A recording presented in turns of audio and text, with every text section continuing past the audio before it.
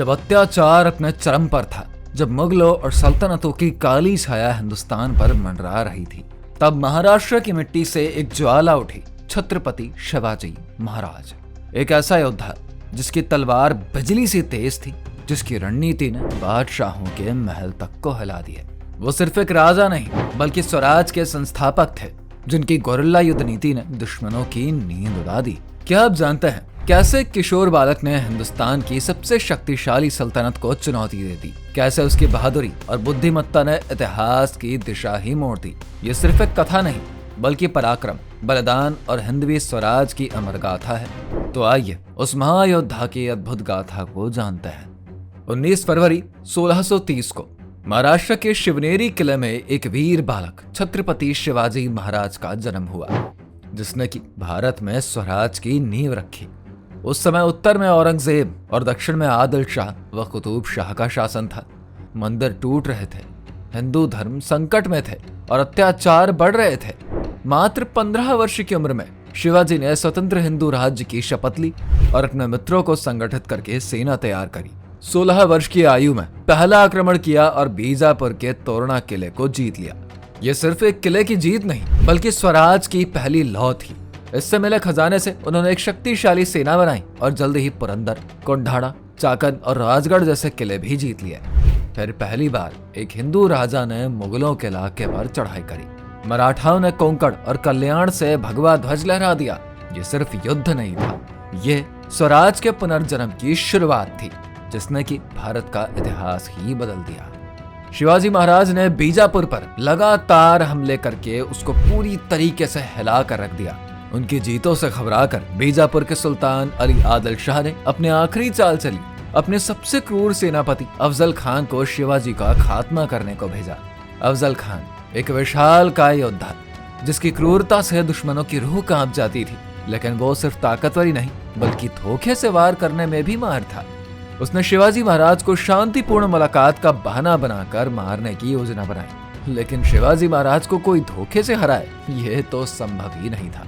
जैसे ही अफजल खान ने गले लगाने के बहाने शिवाजी महाराज पर वार किया, उनका पहना हुआ कवच उनकी रक्षा कर दिया।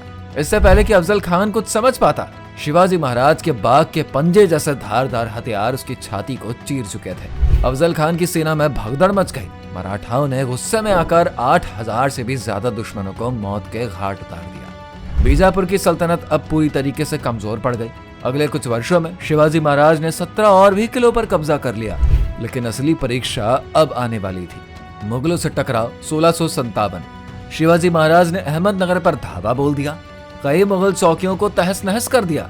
यह खबर जैसे ही औरंगजेब के कानों तक पहुंची, वो आग बबूला हो गया। उसने अपने सबसे अनुभवी जनरल अपने मामा शाइस्ता खान को 1.5 लाख मुगल सैनिकों के साथ भेजा।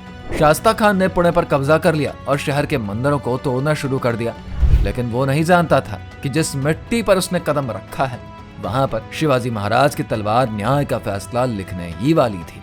5 अप्रैल 1663 की वो रात, जब पुणे के लाल महल में मुगलों की नींद हमेशा के लिए उड़ गई, शिवाजी महाराज ने मात्र 400 मराठा वीरों के साथ लाल महल पर धावा बोल दिया।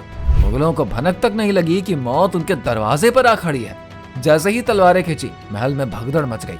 शिवाजी महाराज की तेज तलवार ने शाइस्ता खान की 3 उंगलियां हवा में उड़ा दी। दर्द से कहराता हुआ शाइस्ता खान जान बचाकर वहां से भाग निकला, लेकिन उसका अपमान अब पूरे मुगल दरबार में चर्चा का विषय बन चुका था। ये तो सिर्फ शुरुआत थी। 1664 में शिवाजी महाराज ने मुगलों के सबसे धनी शहर सूरत पर हमला बोल दिया। मराठाओं की तेज तलवार के सामने मुगल सेनाएं घुटनों पर आ गई। सूरत का खजाना अब शिवाजी महाराज के हाथों में था। ये खबर सुनकर औरंगजेब तो तिलमिला ही उठा। गुस्से में उसने आमेर के राजा जय सिंह को विशाल सेना के साथ भेजा, जिसका एक ही मकसद था, शिवाजी महाराज का अंत। जय सिंह ने चालाकी से पुरंदर किले को घेर लिया। लड़ाई के बाद संधि के तहत 23 किले मुगलों के हाथ चले गए, लेकिन क्या शिवाजी महाराज हार मानने वाले थे? कदापि नहीं।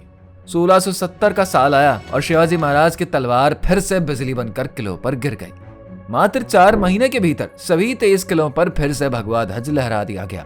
मुगलों ने जो छीना था, शिवाजी महाराज ने उससे 2 गुनी ताकत से वापस भी ले लिया।